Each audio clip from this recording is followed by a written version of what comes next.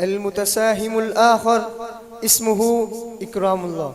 من بين طجات المجد وصفحات التاريخ ينهض جيل في صورة أشبال الأمة، جيل ولد ليحمل على عاتقه راية العز الباهر، وليكون نبراسا يضيء طريق الأمة نحو المستقبل الزاهر، فإنهم عنوان لقوة تتوقد في الصدور وعزيمة لا تلين في القلوب.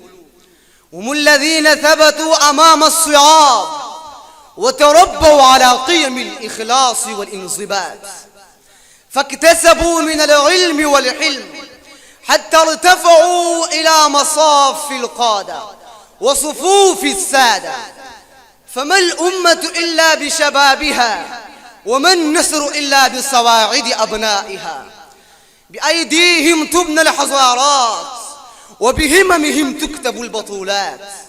هؤلاء الأشبال هم الأمل الذي يتجدد في كل زمن، هم العيون الساهرة والقلوب النابضة لحب الوطن.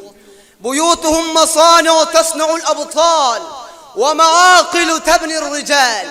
فإذا ترعرعوا في هذه المجالات والميادين فيخرج منهم محمد الدرة الذي أسقطت دماؤه قناع الإساءة وأيقظت ضمير أمة كانت في بلاها.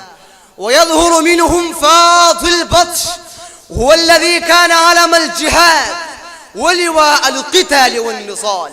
وتبرز منهم إيمان أحمد، فتاة يمنية استشهدت مدافعة عن الوطن، فتبقى في ذاكرة الأمة للزمن.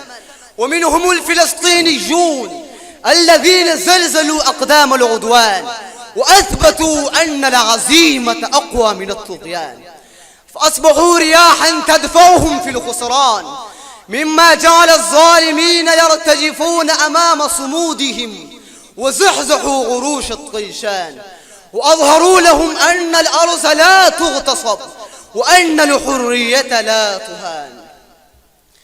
فيا أيها الأشبال، ويا جيلنا الواعي، ويا صبح العلا، في همتكم مجد الزمان سيحفر، فاصدحوا بأحلام البطولة بالزمجرة، واجعلوا من التاريخ سطرا يفخر.